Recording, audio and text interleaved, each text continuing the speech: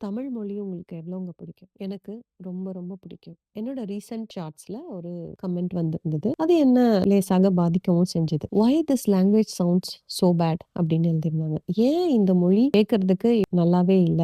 நான் என்னோட சேனல்ல வர எல்லா கமெண்ட்டையும் படிப்பேன், ரிப்ளை பண்ணுவேன். கேட்க, கேட்க இந்த மொழி உங்களுக்கு பிடிக்கும். இனிமையான மொழிகள்ல ஒன்று அப்படின்னு எழுதியிருந்தேன். ஆனா, அவரு அதுக்கு மிகப்பெரிய ரிப்ளை ஒண்ணு குடுத்திருந்தாரு. அது என்னோட ஷார்ட்ஸ்ல இருக்கு. அவங்களோட பேரையோ, இதையோ சொல்லி அவங்கள நான் கஷ்டப்படுத்த விரும்பல. ஸோ, அதெல்லாம் அழிச்சுட்டு நான் இதுல காமிக்கிறேன். பட் நீங்க அத போய் பார்க்கணும்னா, என்னோட ப்ரீவியஸ் வீடியோல போய் பார்க்கலாம். இதுல அவர் என்ன சொல்லியிருந்தாருன்னா, உங்களுக்கு வேணும்னா அது இனிமையான மொழியா இருக்கலாம்.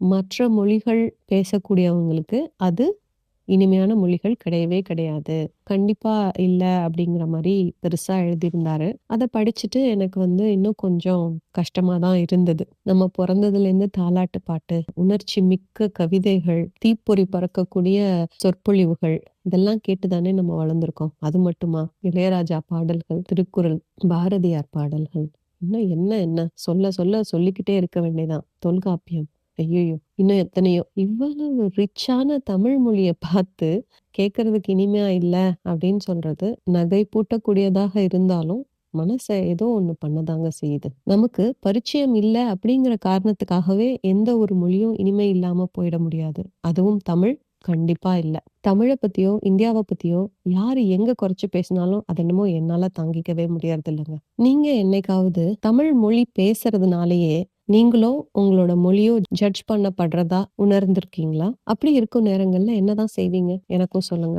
நானும் தெரிஞ்சுக்கிறேன். இது எனக்கு ஒரு மோட்டிவேஷனா தான் இருக்கு. என்னுடைய தமிழ் மொழிய நான் இன்னும் பற்றுடன் நேசிக்க ஆரம்பிக்க போறேன். மீண்டும் சந்திப்போம்.